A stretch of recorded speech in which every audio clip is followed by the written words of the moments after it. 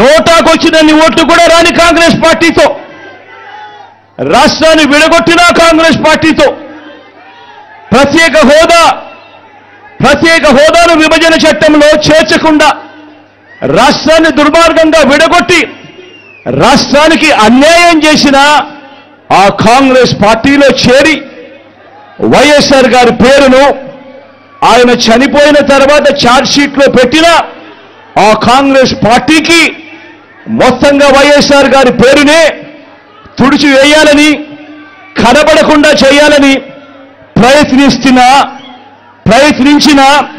ప్రయత్నిస్తున్న వారికి ఓటు వేయటము అనంటే దానివల్ల ఎవరికి లాభము అన్నది ప్రతి ఒక్కరూ కూడా ఆలోచన చేయమని కోరుతా ఉన్నా. అటువంటి కాంగ్రెస్ పార్టీకి ఓటు వేస్తే, మన ఓట్లు చీలిస్తే వచ్చే లాభం బాబుకు, బీజేపీ కూటమికి కాదా అని అడుగుతా ఉన్నాను. ఈ సందర్భంలో నేను ప్రతి ఒక్కరూ కూడా ఆలోచన చేయమని కోరుతా ఉన్నా. ఇదంతా కూడా మన ఓట్లను విడగొట్టి వాళ్ళను గెలిపించాలనే ప్రయత్నం కాదా అని అడుగుతా ఉన్నాను. ఈ సందర్భంగా అందరూ కూడా ఆలోచన చేయమని కోరుతా ఉన్నా.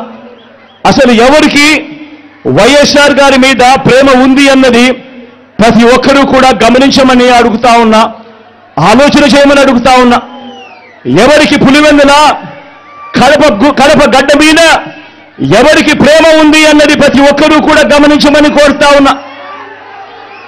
ఎవరికి ఈ పేర్లన్నీ, ఓ వైఎస్ఆర్ గారి పేరు, ఓ పులివెందుల పేరు, ఓ వైఎస్ఆర్ జిల్లా పేరు చిరస్థాయిగా ప్రజల గుండెల్లో నిలిచిపోవాలని ఆరాటపడుతున్న వారు ఎవరు అన్నది ప్రతి ఒక్కరూ కూడా ఆలోచన చేయమని కోరుతా ఉన్నా. మరో వంక ఈ పేర్లే లేకుండా చేయాలని ఆరాటపడతా ఉన్నా ఆ రెండు పార్టీలతో జతకట్టి తన సొంత లాభం కోసం, రాజకీయ స్వార్థం కోసం ఎవరు ఆ పేరు లేకుండా కుట్రలు చేస్తా ఉన్నారు అన్నది గమనించమని చెప్పి కూడా కోరుతా ఉన్నా. మరి ఇవన్నీ గమనించినప్పుడు ఎవరికైనా ఏమనిపిస్తుంది?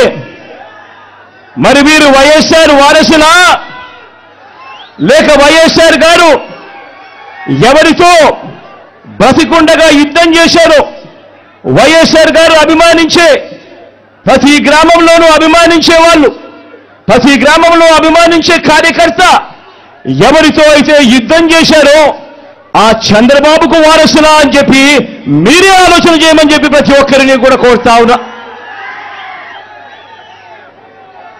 పులివెందుల ప్రజలకు, రాష్ట్ర ప్రజలకు కూడా, పులివెందుల ప్రజలకు, రాష్ట్ర ప్రజలకు కూడా, మరీ ముఖ్యంగా నా మీద ఆరోపణలు చేస్తా ఉన్న నా బంధువులకు కూడా ఈ సందర్భంగా ఒక్కటి చెప్పదలుచుకున్నా. ముఖ్యమంత్రిగా దేవుడు మీ బిడ్డకు అధికారం ఇచ్చింది. ముఖ్యమంత్రిగా దేవుడు అధికారాన్ని మీ బిడ్డకి ఇచ్చింది డబ్బులు సంపాదించుకునే దాని కోసం కాదు, మీ బిడ్డ డబ్బులు సంపాదించుకునే దాని కోసం కాదు, నా కుటుంబ సభ్యులను కోటీశ్వరులను చేసేందుకు కాదు. ఆ దేవుడు మీ బిడ్డకు ఈ ముఖ్యమంత్రి పదవి ఇచ్చింది పేదలందరికీ మంచి చేసేందుకు, ఆ పేదలకు మేలు చేసేందుకు దేవుడు ఈ అధికారాన్ని మీ బిడ్డకిచ్చాడు, మీ జగన్కి ఇచ్చాడు. జగన్ అధికారంలోకి వచ్చిన తర్వాత మమ్మల్ని పక్కన పెట్టాడు అని చెప్పి మాట్లాడుతా ఉన్న నా బంధువులకు